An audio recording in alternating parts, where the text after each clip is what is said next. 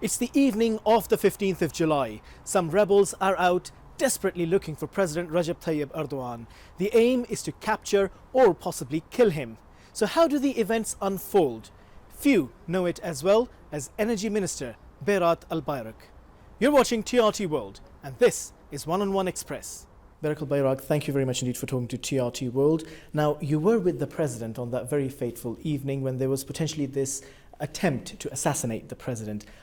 How did it unfold? What was going through your mind? We were just together with the family, the kids as well. Then we had a phone call with one of our family members telling us that in Berat there are some incidents going on with army and police. They're asking something to the people, civilians whatsoever. When we had this phone call, that was not sufficient enough to move on about it. But following this call, there are a couple of other calls coming through, not only Istanbul, but also Ankara as well. So after minutes going on, we just understand that there are some things going on. Since then, with the President, I myself moved from the table and we moved to another room, start to talk with the related political figures, firstly with Prime Minister and also some other ministers and other officials as well. Some of them we reach, some of them we don't. But the thing is, every single minute passed, we understand that there's something serious over, and 10, 15, 20 minutes later, we understood that there is a serious situation over there. And then we started to coordinate. The President started to coordinate what's going on and what could be next and what strategic moves we need to do.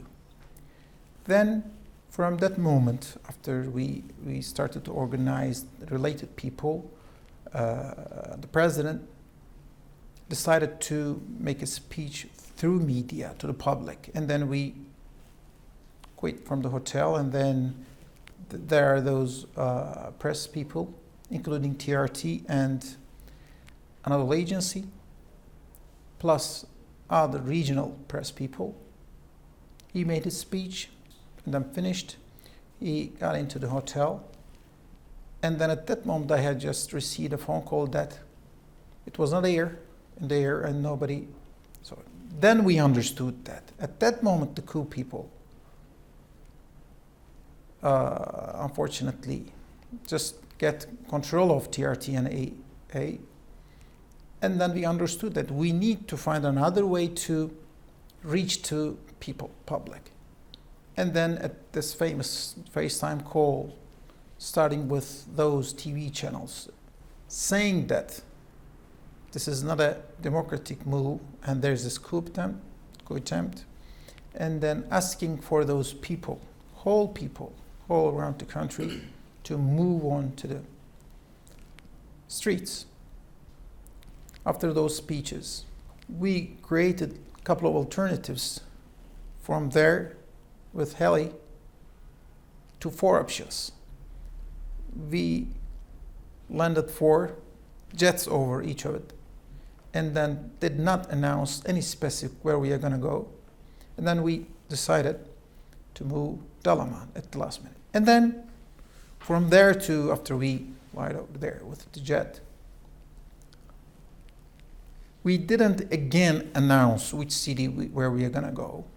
Istanbul is one of the options. Out of these 2 ports, we didn't decide which one also. This could be also Ankara in the basket as well.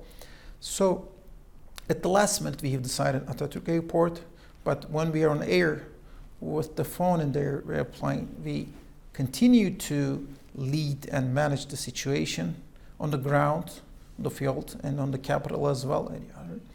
And at the last minute, after we landed Istanbul Atatürk, we moved to President to a more secure place in the airport, and then the story goes on. You've been trying to diversify the energy policy of Turkey. What are the major obstacles, challenges, and your priorities at this point in time?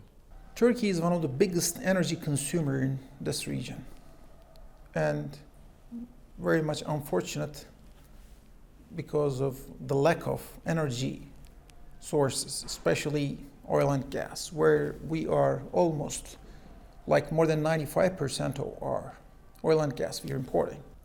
This is a region where more than 60% of our global oil and gas reserves in here. Like we're talking about Azerbaijan, Kazakhstan, Turkmenistan, Russia, Iran, Iraq, Syria, Saudi Arabia, Qatar, Kuwait. So all those countries consisting of more than 60% of the whole global oil and gas. So here are the sources. Just in the middle over there, Turkey and Europe. This is the market. So energy needs, sustainability, security, energy supply and security, all these kind of issues. So all these elements is crucial for not only diversification, but also all additional needs of energy usage, energy pricing, energy consistently. So within all these elements on the table, what's going on in the region is very much important. All of it is very much important for us. So every single player, including Russia, you mentioned, is very much important for us because Russia is one of our biggest energy partners. So all the other additional players is very much important.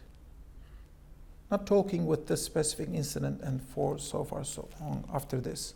We will continue this reliable, rational, pragmatic and rational partnership and negotiation will continue within this way.